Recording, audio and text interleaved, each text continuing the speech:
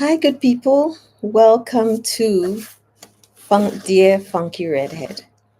And my channel is, I use hair as a doorway. Um, it's part hair talk, part modern day advice column type thing. I want us to come in here, talk about all things hair. When I say hair, the hair industry, about the innovations, about products, about styling, all those things, but also fuse that in with everyday life stories, concerns, where we come, we gather around, we talk about it, we share our experiences, we give advice, whatever it is. Today, I thought that I should come in and just talk about the hidden humor of hair and funny moments only hair creates. So, welcome. Grab your coffee, your juice, you eat your breakfast, or depending on the part of the world that you're in, lunch, dinner, whatever it is. And I'm going to start off by saying that sometimes hair is hilarious. It gets us into situations we didn't plan for. Excuse me. But it also teaches us lessons, and that's key. It teaches us lessons along the way. And I have a story, a funny little story to share with you, an anecdote, and I'd love to hear yours too. So please share your hair stories in the chat or in the comment section. So I live in a very dry, arid country. It also has hard water. So I blame the dryness of my hair at a certain point in my life to that. I attributed that to causing my hair to feel very dry. But what I didn't realize was as a result of this dryness, I felt my hair needed a lot of moisture. So I would do back to back deep conditioning, which meant that I would have my hair with deep conditioner under a cap. And then I started to wear head ties because I realized I could do that. I mean, at that time I was in the corporate world, so I would wear. I realized I could. It, in this country, nobody seemed to mind. I saw people doing it, and I thought, oh, ticket for me to do that too. I would dress like I'm in the corporate world, but I would be able to tie my hair, wrap it up in a scarf. So underneath my head ties, I would be conditioning my hair. I'm going to work. I'm going shopping. I'm going this day after day after day. And what would happen is my hair got used to that amount of moisture. And so when I would just leave my hair out or style it, it felt like a Brillo pad, which later along the way, I realized from being online on YouTube at that time, that was in like 2004, 2006, information was rife on YouTube via the natural hair community. But anyway, so I had to go and renew my driver's license. And it's one place I hate to go to. I just feel like it's their queues, it's disorganized. I know they try, but it just is chaotic. I'm very dehydrated when I go there. I'm very hungry when I go there because I don't want to drink anything the night before or the day I'm going there because I don't want to use their bathrooms because it's catering to a plethora of people, a mass of people. And I don't want to go to their bathrooms because there is an old building. There will be no toilet paper, no paper towels. The dryer will not be working. There'll be broken toilet, clean, relatively clean, depending on the time of day. And I think the person who cleans the bathrooms is overwhelmed because the amount of people who are there early in the morning, you have to get there early, even if it opens at 7:30, you're there by 6 a.m., you're still in a queue. Anyway, so I go there, I'm deep conditioning my hair, I've wrapped my hair, I'm going to take my picture, and I'm waiting, and I'm there for hours. You're there by 6 a.m. They open at 7:30, but they're not serving anyone until much later. So you're there almost the whole day. You can be there the whole day. Anyway, I finally get to the counter. And the lady says, "We can't take your picture with that head tie." I'm like, "What?" She said, "No." And she points to two ladies in a hijab. She says, "They are also going to have to take their hijabs off, but we'll take them into a separate room because of for religious reasons. You have to go." I said, "Okay, I'll just go to the bathroom and I'll figure it out." Because I was not going to drive home and come back another day, or drive home and come back and lose my place. I had been there the whole day. So, oh my goodness, so I didn't know what to do. So I decided, okay, I'm going to the bathroom quickly. I said, "I'm coming right back." I left my papers there. I said, "I'm coming right back." I got into the bathroom. I didn't want to be in there. This is like halfway through the day. So the bathrooms are just chaotic. The bath stall, the toilet stalls are closed. People are in there. There's no toilet paper in the one that's open that is broken. There's no toilet paper. There's no paper towels. My hair is wet. My hair is conditioned, deep condition, and I like copious amounts of conditioner in my hair. I like the butter kind, the the butters. So that's what was my hair was wet, soaking underneath this cap. I also usually tie like a little bandana scarf to secure it, and then I tie my hair in a wrap, and my wraps are almost like sarong, some of them. So I had one that was this big, so it wasn't going to be helpful to me in turning it into a headband. But anyway, what I did was I used the head tie to squeeze out all the water, all the conditioner. I have something in my eye. And then find a way to just get it all out, fluff it up, then use the bandana as a as a head tie. Fortunately for me, one of the women came out of the bathroom stall. She said, "Oh my God, I love your hair." And I'm like, "Are you sure? Because I think it looks crazy. It's wet." She said, "Nobody can tell. It looks beautiful." Now my hair was flaming red. I have always dyed my hair different colors of red. And so my hair is flaming red. I feel it's wet. It's full of conditioner.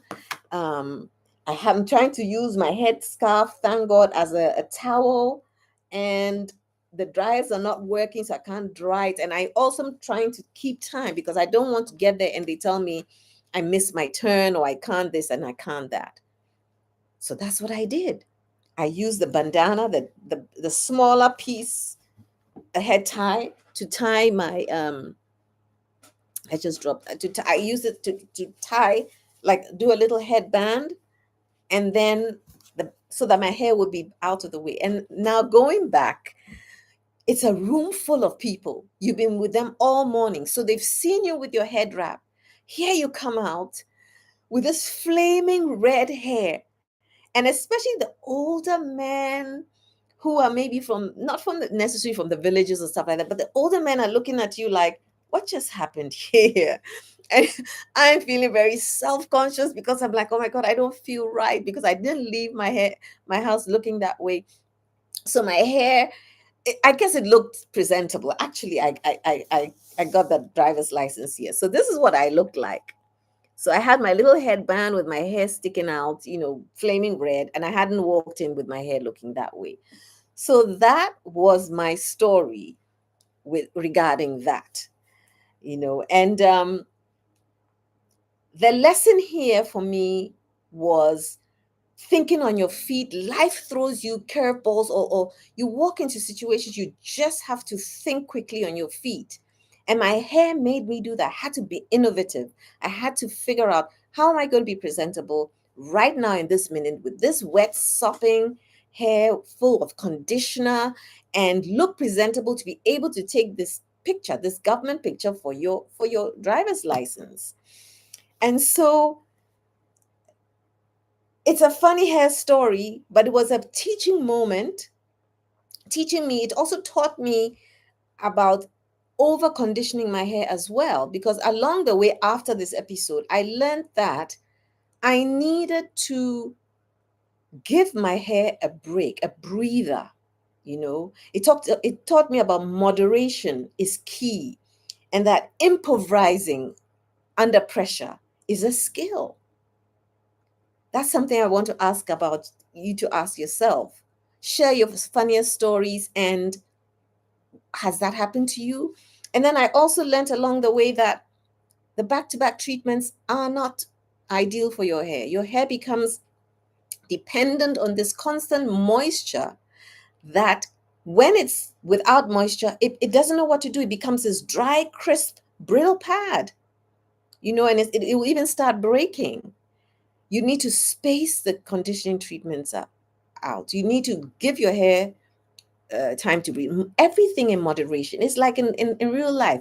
Don't overeat. Don't over uh, indulge in things that are not good for you, or even if they are, in moderation. Have a balanced diet, things like that. Don't overwork yourself. Find some time to rest. Find time to play. All work and no play makes Jill and Jack dull people. You need to do things in moderation. So in that moment, that is another thing. I shouldn't have I shouldn't have gone to the DMV, Department of Motor Vehicle, with my hair conditioned, being conditioning underneath there. I should have let it go, let it dry out, and come with my hair looking like this, normal. That because I didn't have to do that. If you're conditioning your hair, you condition your hair for a few minutes, a few hours, and that's it. Not a whole day, not 2 days, not 3 days. It applies to real life, and that is also the message I want to get across to you, that on my channel, this is what I'm about. We talk hair, but we also talk life. What are you doing in your life that you should be, kind of reining in, not full throttle all the time? How are you treating your hair or yourself? I felt like my hair, I realized that during the winter, my hair grows. And then suddenly in the summer, I feel it gets shorter. And when I thought about it, it's because I have my hair under caps or something. My hair is always covered in a cap or something during the winter months because it keeps me warm. That's how I dress in the winter. My head is always covered. So when it's covered, underneath it, it's moisturized, it's breathing, there's no manipulation. I'm not combing it and doing all kinds of hairstyles every day. No, it's sitting. I do detangle it and all that. I wash it, I dry it, all that stuff gets done in moderation. It's sleeping. Then summer comes, my hair is out, I'm doing this, I'm doing that, and then I started to feel that, oh, I think I need to do cholesterol treatments. Now, cholesterol treatments, and I'm doing keratin treatments, I'm doing protein treatments. I finally was like, why is my hair not getting long? Why is it not doing what it should be? And then I noted little pieces, and I'm thinking, why? That's too much. That's too much. I have to break that up. Over protein treatment, over proteinization, whatever, or over keratinization. You can't keep doing that. Space them out. Maybe do a cholesterol treatment to this week or this month, protein treatment maybe another month, and space it out. Do a deep, don't oversaturate your hair. Don't overdo things in your life where you are overwhelmed and you're so exhausted and fatigued because you're doing too much. So today basically is just that. It's how a funny moment is a teaching moment. It's about hair, but it relates to life. And that is what this channel is about. So I want to know what funny experience you had with your hair that thought was a teaching moment. So I've been on here for 14 minutes and it's been quiet. It's crickets. And that's okay. Um, I'm going to sign off here and I will be back in a week, or I might do a spontaneous live again in midweek. But I just wish you well. Take care of yourself, take care of your hair. Know that your hair is a powerful part of your body.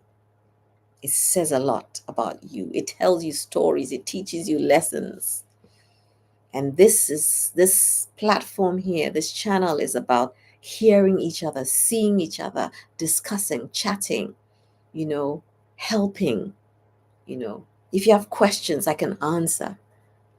We have a community. We have 890. I have 981 of you right now. I have been at 800 subscribers. Well, now they say subscribers don't count, but the goal for me is to uh, have over 1,000 at least to start to get somewhere. Then I've had 800 subscribers for at least almost 9 years. It's only now I'm seeing a slight increase. So my goal is to try and welcome others into this community of mine, and hopefully we get to do some live streams where you people are participating, are here. Right now, everybody I guess is waking up. Some people are it's afternoon, and some people is the next day or the next morning. So I wish you well. Have an absolutely fabulous day. Take care, good people.